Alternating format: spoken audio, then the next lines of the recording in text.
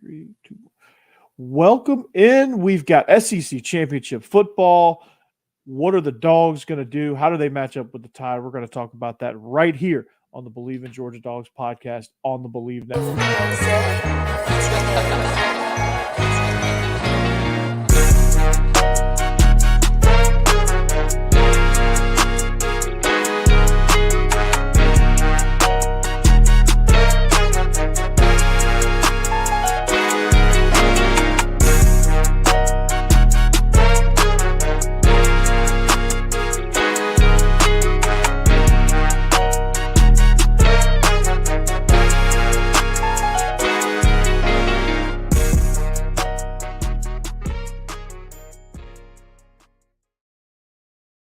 All righty. Welcome in. It is another edition of the Believe in Georgia Dogs podcast on the Believe Network.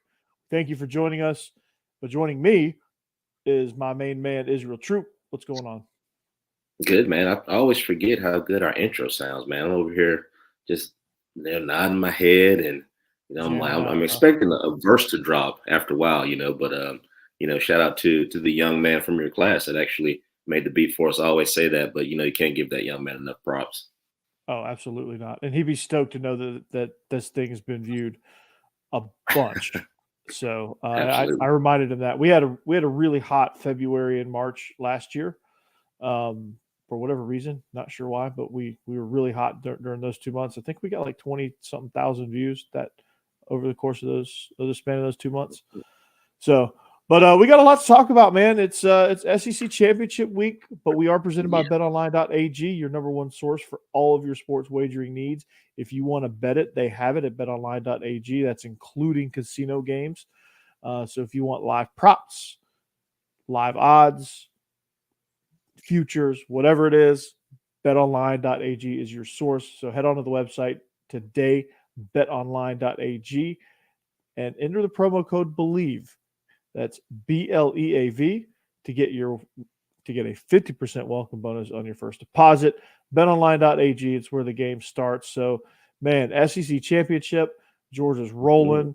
Squeaked through a tough one last weekend. Had a lot of injuries. Didn't really quite play as well as we could have or should have. Buster Faulkner was in his bag. I mean, there was a lot of things that you could say about that game. But nonetheless, we are ready for the SEC Championship. But let's look back for just 1 second. Israel, when you were watching that game last week, what was your biggest takeaways as far as the defensive side of the ball? Because I know we're going to have a similar issue this week with the running quarterback. One thing I saw, is one thing that's been our Achilles heel all year. Things that get outside the tackle box for us. Contain the edge. Just basically contain running, whether it's the quarterback, whether it's running back, breaking outside, just things like that. I feel like we don't have enough people, but at the same time, which, I know people were up in arms about, us giving up so many yards to Georgia Tech, but, people forget that Buster Faulkner was on our staff last year. He's seen every last one of those players. He's, called, the offense against our defense in some sort of capacity, so he knew what to attack.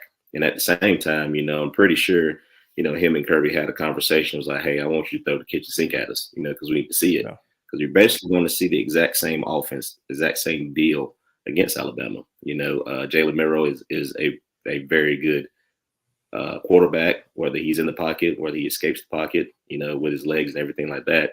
Basically you're tackling a running back that can throw the ball, 70 yards on Saturday. So, we've just got to, tighten up those things. I think the coverage aspect of it has been well. Alabama doesn't have those weapons, a plethora of weapons like they normally have. You're usually seeing like the Waddles and the Smiths, those guys, all on the same team. But they got one really, really dangerous guy, that you hear about all the time, make the game-winning catch against Auburn. So just one of those deals to where you just got to tighten some things up. Outside the box, making sure we have guys, in certain places that can come up and make a tackle. Yeah, I mean, it's everything was created off of those off tackle, edge runs, perimeter runs, things like that. They weren't doing much in the way of RPO, I think, except for that seam pop RPO, which really worked well for them. I was kind of impressed with that. But I mean, we did. I thought overall we played really well defensively. I mean, second half we pretty much shut them out for the most part, and they didn't get much running up the middle, which is good. I think we were finally solid in the center of the defense, but the C gaps especially gave us fits. So I'm wondering what Alabama's going to do to kind of attack that area. Now, I don't think Tommy Rees is as good of an offensive coordinator as Buster Faulkner. And you could say that maybe I'm biased because that's my cousin, but disclaimer there. No little disclaimer, yeah. So you need to take whatever I'm saying about this with a grain of salt because Reese was a semifinalist for the Broyles Award. But I just think that Buster really gets in like if you watch Tech all year, like I hated that he went to Tech because I had to watch Georgia Tech football, but he would get in a rhythm a lot of games. Like this is the way a lot of his games went. Like he would just get in a rhythm and just start going back and forth. Like one of the more impressive games that they had was that North Carolina game where it was a night game. They won at home. I mean, he was just dialing up perfect opportunities, perfect play calls, things like that. And it just had a really good bead on what North Carolina was doing. I don't think Tommy Rees is quite that talented because I think he's a little bit more scripted, which my philosophy on this, my offense coordinator philosophy is I'm less scripted. I try to get a feel for the game. I might have a few things like I might have like 5 plays scripted down that I need to call. And a lot of times by the time I get to the third one, I'm usually tossing it. And for the rest of the game, I don't even have a script in my hand. I'm just going, right? I'm just getting the flow of the game and just, trying to create a little bit of organized chaos, which looks like chaos on their end. I'm a script guy. I'm a guy that, I really don't watch the game per se. Because by the time I call the first play, the next play is already in my head. I got a run play and a pass play in my head already. Just depending on the situation, but, I do come off script more times than not. If I feel like zone's working that day, I'll call it 5 times in a row. It doesn't bother me, just until they stop it, then I'll go to the next play. It's just one of those deals to where once you get comfortable in the game, especially as a play caller, I mean, even as a defensive coordinator, once you start to feel it, I mean, there's nothing anybody can do. You know what I mean? There's not a defense that can stop it. There's not a play that the offense can call that you can't stop. It's just that confidence that you get, during the course of the game. And I feel like Buster Faulkner got that, he's been around our defense, so he knows exactly where they're going to be, the calls and the checks to everything that he does. He basically did the exact opposite of what, we were in places. We were in the right places, but he, leaking the tight end up the seam. They were running counter. And guess what? I mean, he just leaks we got counter. If he gives the ball to the back, I mean, it's a loss. But guess what? Show it, flash it to the back, hit him down the seam. Just things like that, Georgia wasn't expecting, and people don't understand, it's Georgia Tech, yeah.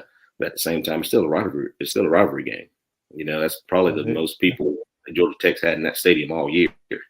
And they were loud and they were proud. And I think Georgia Tech's on the right path, honestly.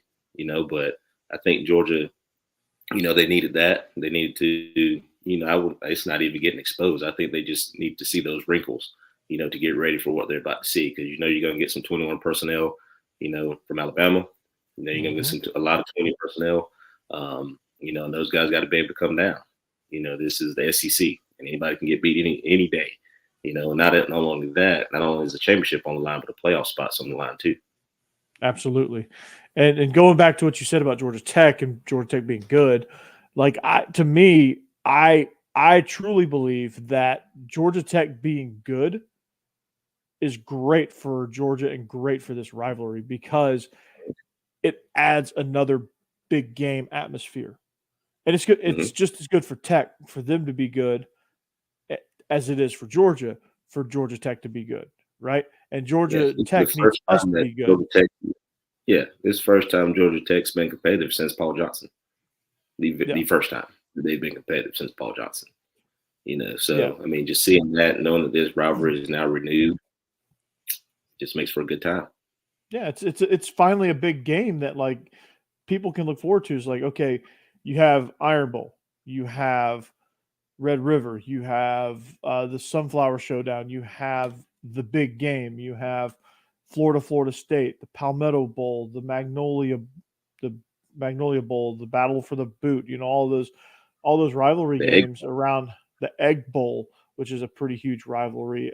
Kentucky Louisville was kind of nasty. The Tobacco Road rivalry with Duke and North Carolina. I mean, you have all of these. I think Iowa State Sci-Fair. I think that's what it is. It's you have all these rivalries that are very, very intense, and no matter how bad one side is, the rivalry is still just as intense. With the Georgia Tech clean old fashioned hate rivalry, since Mark Richt took over, that rivalry has plummeted because we've dominated, and Georgia fans especially, that rivalry became irrelevant. Mm-hmm. And I think they got us a couple of times. I mean, they beat Kirby Smart's first year. So, I mean, it still means a lot to those guys. No matter what the record is, it's still going to be one of those games because essentially it's bragging rights, for the whole entire state, Yeah, no doubt. And I think it's good. I think it gives these guys some bit of pride coming off a really tough SEC slate. It gives them a game that, well, now playing the way we're playing, competing for SEC championships year in and year out, like it gives us another ramp up game to be like, okay, we got to learn how to ramp it up. Like this is playoff mode, right? It's going to get us prepared for the 12-team playoff and get us prepared to be, okay, you have to be week to week and ramp this thing up. And so them being good gives us every reason to not overlook that. And I think that's good mentally for us. I think it's good to have that. Okay, now we got a rivalry too. It's not just Iron Bowl and the game and the big game, and that's it for that weekend. Clean old fashioned hate's gonna be on that map too, right? Absolutely. And because you definitely want to come into your locker room after that game. You get a little replica, of the Governor's Cup. You definitely want to be on the winning side of that when you're a senior. I can tell you that, just from experience. Yeah. What was your record against Tech? You were undefeated, weren't you? We lost in 2008 when they came back and beat us in Athens. Oh yeah, that's right. I was there. I was at that game. It was rainy. It was rainy. We were winning really big. Yeah. And then two of my really good friends, Roddy Jones and Jonathan Dwyer, two really good friends of mine at Tech. They kind of stuck it to us and let me hear about it for a whole year. Oh yeah, Roddy Jones, man. That's the name I forget. He is commentating, which is really good. Which is really cool. Yep. I like hearing him. Yeah, I like hearing him commentate. He's paired with Wes Durham, right? I want to say yes. He kind of floats around a little bit, just depending on where they're going. But he does a really good job. Jonathan Dwyer coaches down here at Kell, back at his hometown where he went to school at. So, a lot of those guys are doing well. Yeah, that's good. It's good to hear. I liked watching those Paul Johnson teams. I could never admit that at the time, but I loved watching those. And a guy that I worked for, the first offensive coordinator that I worked for when I jumped into coaching, he played for Paul Johnson when he was at Georgia Southern. Mm-hmm. He was a three-time All-American. He was a three-time 1AA All-American guard. Okay. He was a badass. You got to be really good at guard to play for Paul Johnson now. Yeah, they called him Bus. Yeah. He called him Bus. Yeah, his name's Mark Williams. He's a freaking the badass. only other person I know named the Bus was really, really good at football. I'm assuming this guy was really good at football. He was. When he pulled on trap, dude, it was over. Yeah. He blocked for, and he jokes around. He's like, yeah, I blocked for the real Adrian Peterson. Yeah, I was about to say he played with Adrian Peterson. Yeah. He was on that national championship team, that 99 national championship team. He's from Albany. Yeah, that's a good group there. They're bad. Yeah, he played at Westover. So that's awesome. Little South Georgia pride for Absolutely. you guys. South Georgia flair. Yeah. So no, that's really cool, man. But let's jump into like this weekend's game, right? And Milrow, the 4th and 31, like what? So all right, flipping over to that. Well, what's like when you saw that, man? Like what's going through your mind? There are a lot of things went through my mind when they showed the all 22. Like the safety left his guy out to dry. Like everybody crammed in between the hashes. They rushed 2, gave him all day. Like, just what was going through your mind? Well, first of all, it's 4th and 31. So I mean, worst case scenario, I think they had to get to like the 2-yard line for a first down, something like that. I don't dislike the call. I think they should have rushed 3. But I more so if you're gonna play whatever they played, where they playing at the goal line or whatever, you just got to pay attention. I think the DB just got lost. You can tell he just got lost. If you're gonna guard that guy man to man, then you need to. If he goes to the bathroom, you need to be holding a tissue paper. You know what I mean? Whenever he gets done, so I think the guy just got lost. And the miracle at Jordan Hare happens again, just on the other side. So I mean, you hate it, but at the same time, it just shows you the kind of season that Auburn had as well. Just you're that close, and it just falls apart. But they'll be all right and they'll bounce back. But just watch them offensively, they just didn't have it. Auburn did a really good job of just wreaking havoc all night. Just unorganized chaos is what I call it. Milrow missed a couple throws. They did a really good job of containing him for the most part. He had a couple of runs here and there, but they were very physical with Alabama. I think that's other than Texas. I think that's the one thing. I think Ole Miss was pretty physical with them too, but no other team was physical with them like Auburn was. I think Auburn was the most physical with Alabama outside of Texas, and I think that kind of stunned Alabama a little bit. So for us, offensively and defensively, we just got to be physical. They had some really good plays offensively, moving the football against the defense of Alabama. So I think that's one thing going into this game. I think that's one thing that Kirby Smart probably preached all week is just being physical. Bloody Tuesday I'm pretty sure was extra bloody this week. Just to be prepared for this game, because you got to think after this game you get a nice little break, before the playoffs start. So to kind of get a couple of guys healed up, but we got to have all hands on deck for this one. I know we got some injuries to worry about, but we've been doing a good job next man up mentality. We had a lot of guys step up with injuries happening and things like that. So I'm excited for this group. So last year doesn't even matter. If you lose this game, everything's null and void anyway. You know what I mean? That's the mentality they have, and I think that's the approach that they're taking this week. So I think it's going to be a really good game. You just got this is probably going to be one of the most physical Alabama Georgia games we've seen in a while.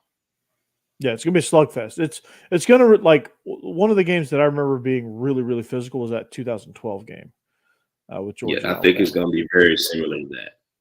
Yeah, where I think it's like Auburn showed that Alabama can be run on, which Auburn to be as one-dimensional as they were and to have the success they were able to have in the run game gives you kind of, if you're a Georgia fan, gives you hope of like, okay, this is how we can attack and wreak havoc on Auburn, because Kendall Milton and Dejon Edwards, my God, they run freaking hard, especially Milton. Yeah. Milton is running like you just said, hey, if you stop, we're gonna take football away from you for the rest of your life. Yes. And he's running like a bat out of hell, and I love it. And so that physical downhill, when I see Kendall Milton run and I see the offensive line react to him running, it's like that's like juicing them up. Yes. And I absolutely, those guys, I have to imagine. I can't imagine how fired up those guys get. Yeah, I say this all the time. There's nothing more beautiful than watching an offensive line just completely dominate. There's nothing, as a coordinator, as a player, there's nothing more beautiful than watching those 5 guys absolutely maul people. and they enjoy it and they love it, and they said, run it again, do it again. We're going to do this until you decide that you want to stop it, and then we're going to keep doing it. Yeah, there's nothing more beautiful because you're not going to stop it long term. We're just going to keep. We won a game like that at Hillwood last year, where we somehow got into a mode where we were just destroying them up front. And we just ran. We ran the same. We ran the same play: right, left, left, left, right, right, left, left, left, right, left, right. We just kept running the same play, and it just kept gashing them all the way down the field. Like we ate up almost the entire third quarter. So just seeing us being able to dominate, it's a thing of beauty. It is beautiful. But one thing I did see Saturday too, no matter what happened, I think this is one thing that has helped us this year. There was no panic. Coach Bubba stayed with the game plan. Even when what's our quarterback's name? I just drew a whole blank. Their quarterback, Haynes King. Our quarterback. Why did I just draw a blank? It happens. That happens. That happened to me. But even after we threw the pick, they come right back. Next series, first play is a pass. You know what I mean? So it's one of those things where the coach staff didn't panic. As a play caller, Coach Bubba didn't panic. It's just one of those deals where, hey, let's do what we do. We've been here before. And I think that's one thing that Georgia has over Alabama. It's one of those deals to where we've been down in games and there's been no panic. I don't think there will be panic on Saturday either. Alabama's a really good football team. And don't let the record fool you or how they've been playing fool you. They're still a really good football team and very capable of beating you. So yeah, it's one of those deals where pay attention, man, because it's going to be a ride. It's going to be a good one too. Yeah, it's going to be physical. Like you have to beat up Milroe, knock him down, knock him around, disrupt his timing, disrupt his rhythm, because he's still a little shaky in the intermediate passing game. If you can get him off his spot and get him to have happy feet, you're going to be able to have a little bit of success there. Chase McClellan and the run game, got to stuff that. If you stuff the run and you don't let them, you play on their side of the ball, blitz, twist, stunt, play games. But you have if Chase McClellan gets going, if Justice Haynes gets going, it gets really, really tough. Isaiah Bond, Kamari Lassiter's not going to have any problem with him. I don't think they have any other receivers that really just terrify you like they've had in years past. Bond is a really, really good player. Yes, he is. Obviously, their best receiver, but we've got capable guys. Oh, absolutely. I'm looking forward to it. I'm looking forward to seeing the matchup. Still UGA versus Alabama. We owe them one in this game now. It's been 2012 when we played them, and then there was the one where Jalen Hurts came in and beat us in the SEC championship game. So we haven't really won the SEC championship game against these guys. So I think we're due for one. Yeah, we owe them. We owe them this particular game. This is Kirby's revenge game, because the last time we lost was to this bunch in this game.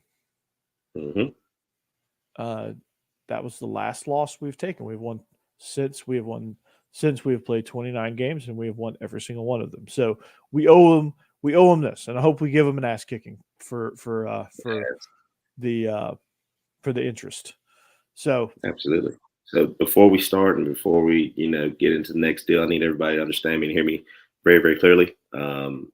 This game is going to go back and forth. There are going to be a lot of things that's going to make you want to throw things at the TV. But we're going to need you to do like the team does and just not panic. All right. When the clock hits fire zero, Bobo every series. Everybody just relax till the clock hits zero, and then after that, you can raise as much hell as you want to. But for those 60 minutes, hey, we're all together in this now. We know a couple of y'all get out there and just get out of pocket every once in a while, but let's stay together in this one. We're gonna be all right. Yeah, if there's anything that I've learned from this bunch, going back to the start of this win streak is that they're resilient. They don't panic. Mm-hmm. They stick to the game plan, and they just flat get after you physically. Yes. And that's how we won the first one. That's how we won the second one. And now we're going to electrify you and win the third one, because this offense, this is my segue. You like the segue, don't you? You get into this offense where we're finally a team. Like, I never thought with the way our team's been built the last 3 years that I would be saying that we are an offensive team that has a really good defense. Like, we are what Ole Miss strives to be, explosive offense with a really good defense, with a suffocating defense that will sometimes frustrate you a little bit and bend a lot of times and not break. They're not the dominant defense that was Jordan Davis and Jalen Carter and that bunch, but they are also – this is probably one of the top defenses in the country still. Yes. Probably not the top. I think Iowa has that distinction, but they're amongst that. They're still in that category. But this offense is simply because of everybody that we lost. I think they have, like you said, the bend but don't break defense. You know what I mean? And, we still got some heavy hitters on that side, and we still got a lot of guys who, love this game of football, who love knocking the hell out of people. So I look forward to seeing these guys go out here and completely, take over a game. That's what I'm waiting for. I'm waiting for, that defense against Tennessee from last year, when Tennessee thought they were going to come in and walk the dog on us. That defense, all case and purposes was against a high-powered TCU offense. That held them 7 points. I'm looking for that team, to just come through, one time. Like I tell my guys, one time for the one time, and just completely dominate a football game, along with being explosive on offense. Every year, you get naysayers. People didn't think Stetson Bennett was the guy. Kid wins 2 national championships.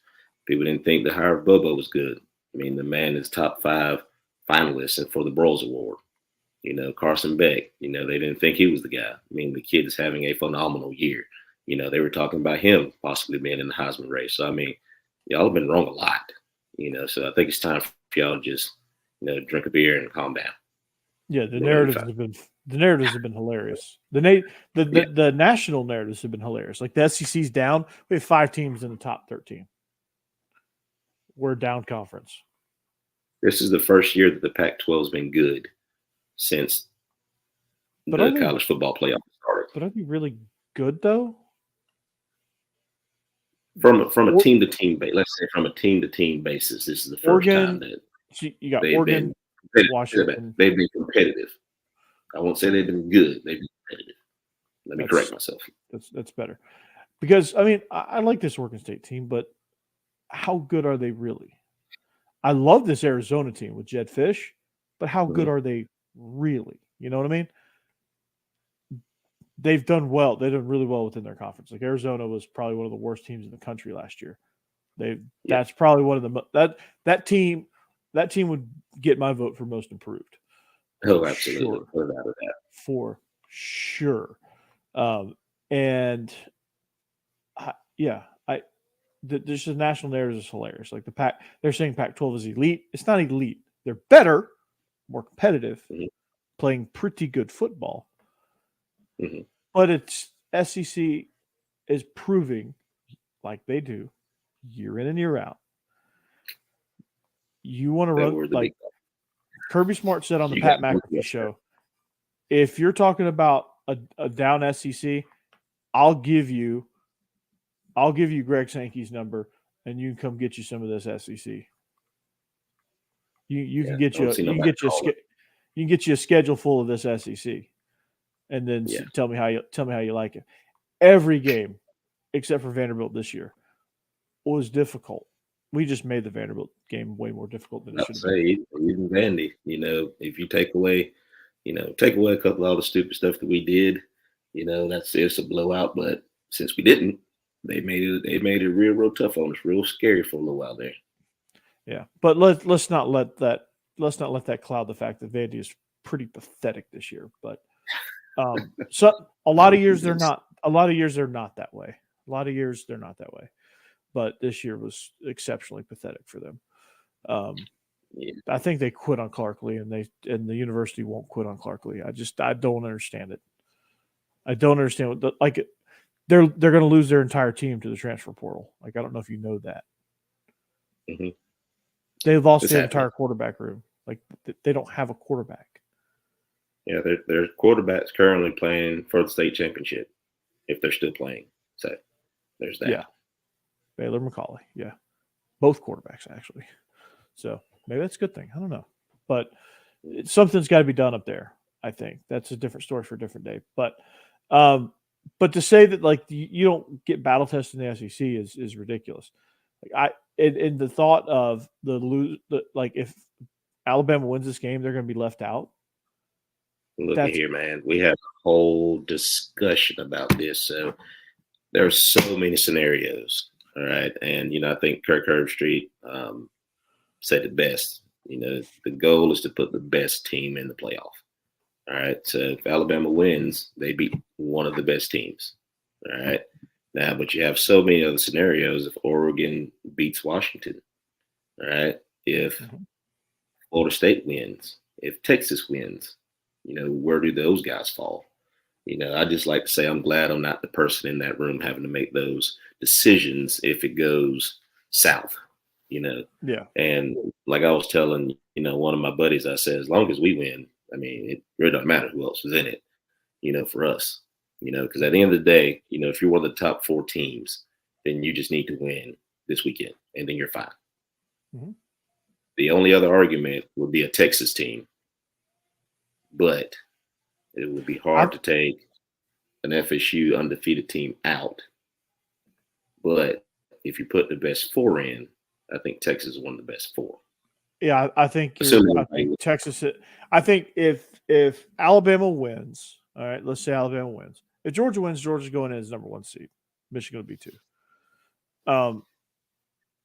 I think if Alabama wins, and Texas wins, and Oregon wins, I think there's your including Michigan, there's your 4. I think it's Texas and Alabama. Like, I think you got to put them both in. I'm sorry, Florida State. You're no longer one of the 4 best teams. You finished undefeated. Congratulations. But you lost the biggest piece to your offense. And it showed against Florida. Mm-hmm. And you're just not one of the 4 best teams. Yeah. I mean, you're deserving, but like, I think it's been well known and well defined now that they're looking for the 4 best teams. Yeah. But like Kirk Herbstreit said it best. Are they deserving? Absolutely. Everybody deserves a cookie every once in a while. But are you the best? And that's the distinct difference. There's the deserving, and then there's the best. Mm-hmm. Yeah, like I think Alabama would wipe the floor with them right now. I think Texas would wipe the floor with them. Oregon would damn sure wipe the floor with Florida State. And Michigan would absolutely annihilate Florida State right now. Now, if they had Jordan Travis, different story. They're a totally different team, obviously. Rodemaker's good. Shout out to my man Tate, coach that young man about Austin. Hey, he got it done. I'm rooting for him this weekend. Tate Rosenberger. Old Tate Rosenberger. Yeah, he took a lick and hopped right back up, man. He had a little glazed look on his eyes, but that kid's tough, man. He's been like that ever since I've known him. Yeah, he's a tough kid. It's a tough ask to ask him to guide that team. I mean, this just I think a full season with Tate Gardenhoser, they're probably a pretty good team. But you like that, the Rookie of the Year jokes, don't you? I know. I see what you did there. Rosenberger, warm up. That's how I envision Mike Norvell telling Tate to go warm up. You got to have a higher pitched voice though to do that. Rosenberger, warm up. Nope. I just got British. I know. I just got British all of a sudden too. Rosenberger, warm up. You're going in. There you go. There you go. And there you have it. So yeah. So before we go, we're already in overtime a little bit, so why not go a little bit further in overtime? What about all these coaching changes? Ooh, Coach Carousel is. If I'm Mike Elko, I'm pissed. So you think that guy was worth more to me? Yeah. You broke the bank with that guy. I mean, I understand y'all also had to break the bank to pay him, but still, it's kind of a downgrade, on the pay raise. But I think that was a really good hire. I think Indiana just got a really good coach with the guy from JMU. Jeff Lebby going to Mississippi State is a huge hire for those guys. So I don't know if they could have done better or not, but I don't know. It felt weird. I'm just not completely sold on Jeff Lebby, I guess. I'm just not completely bought. I'm just not bought in on that. It's the world of, we deal with it in high school coaching too. It's all about who you know, and what you've been a part of and things like that. So, but hey, I think he'll do a good job. I think they're really excited.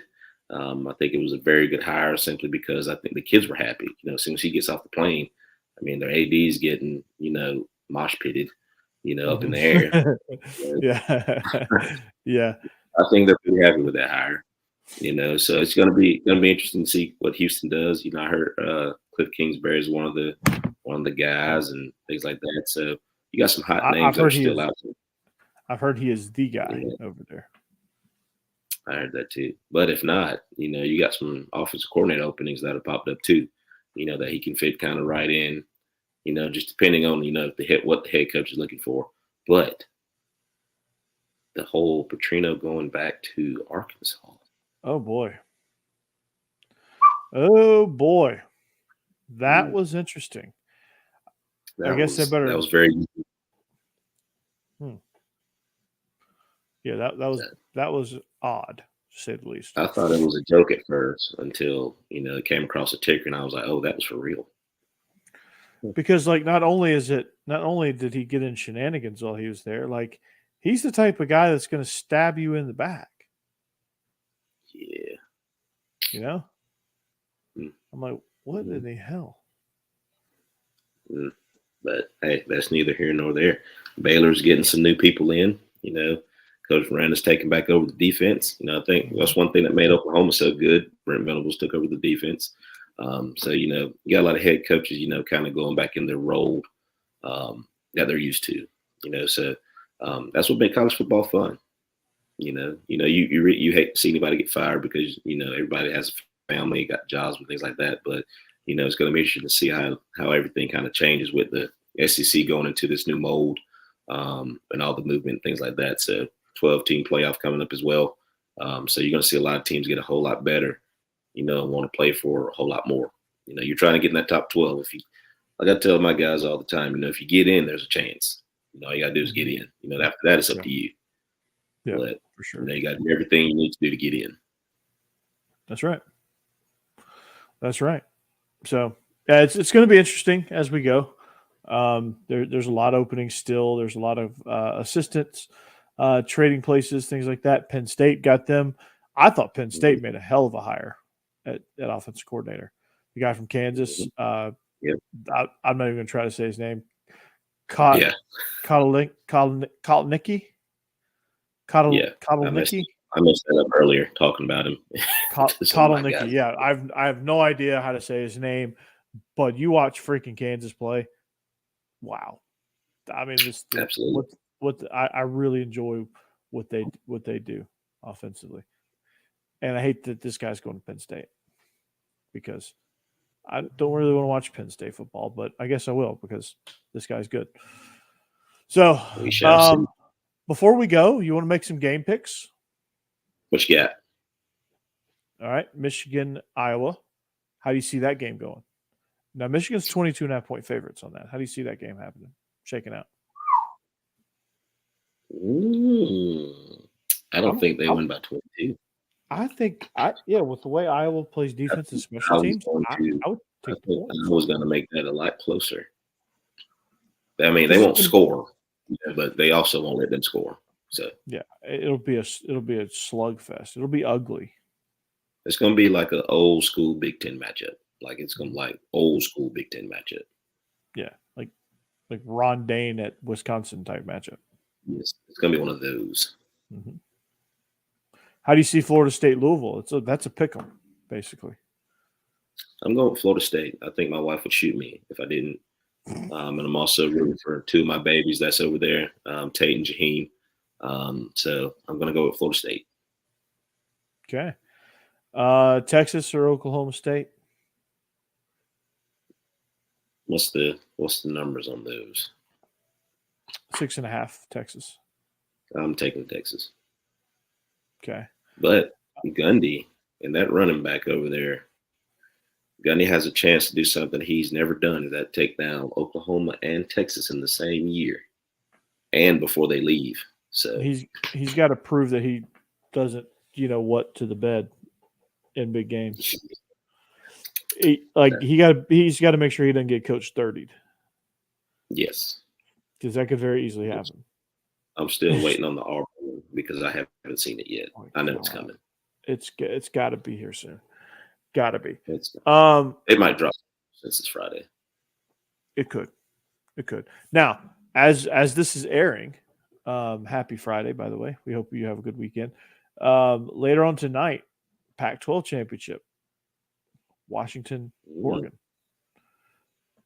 I am taking the over in points scored. I'm taking the over. I'm going to take the over, and I'm going to take Oregon on the money line. I don't trust the spread at all. What's the spread in that? I think it was at 5.5 at one point. Let me see. These spreads move all around, like because of how the money's playing on them. It is Oregon minus 9.5 at this moment. Oregon minus 9.5. Yeah, no, I'm taking the over. I'm not messing with the spread. Yeah, like how is Oregon with a worse record and lost the head-to-head earlier? Yeah, the over still. Yeah, I'm definitely smashing the over. I'm smashing the over there. How about this matchup? New Mexico State and Liberty. That's later on today on CBS Sports. Liberty, 10.5 point favorites. I'm going with Liberty here. Shout out to my man Malcolm Dixon, really good friend of the family. He is the tight ends coach over there, so got to go with the Liberty bunch over there. I despise that university. So your boy needs to hop on a different staff there. They reek of Baylor, of old school Baylor, of Art Briles Baylor, that university. They had some stuff of their own. I have a hard time rooting for Liberty. I'll root for your friend. Here's what I'll say. I hope New Mexico State wipes the floor with Liberty, and that's what I think is going to happen anyway, because Jerry Kill's a badass. But I hope the tight ends go off. Like I hope New Mexico State wins like 48-17, and all 17 points are scored by tight ends. That's fair. Just like that's how I root for Tech. I said, okay, I don't care if they win or lose. I just hope they score a lot of points. Yeah. I can understand that. Yeah, like I have a hard time. I have a hard time with that. I have a hard time knowing that they allow that stuff to go on and swept it under the rug for so many years. But that's just me. But I hope your boy shows out so he gets a role somewhere. A major Power 5 role. So, but that's going to do it for us here. So in future episodes, we're going to talk about this sport called basketball and Georgia not sucking at basketball anymore. We've beaten 2 ACC teams. It's a beautiful thing to watch. And Florida State. And Georgia was down by a lot last night and came back and won. So we'll talk about why. Find a way to find a way. We're going to talk about why they're finding a way to find a way. Mike White in the second season is absolutely dueling. He's killing it at recruiting too. Have you seen the guys that we've had committed? Absolutely. Just Top saw the big 100 guys. NIL Yeah. rush of the day on Twitter. So Yeah. Top 100 guys. We're getting it figured out, baby. Every sport's dominating. We're going to find a way to play total basketball, like not just launch threes and play a perimeter game, which we did last year. We were so just dire need of inside presence. I think we might actually have that. So we're gonna take a look at the basketball team a little bit, since it's already that season, but when we get a little further away from the overlap, we'll start really kind of honing in on basketball and why basketball is going to be good, and why I'm excited for baseball this year. So we'll get into all that. But you need to subscribe. You need to keep it locked right here. You need to tell your friends to come join us. Come join in on the fun. And Israel, I hope you have a great weekend. Listeners, I hope you all have a great weekend. Enjoy the game. Be safe if you're going. And until next time, go Dogs. Go Dogs.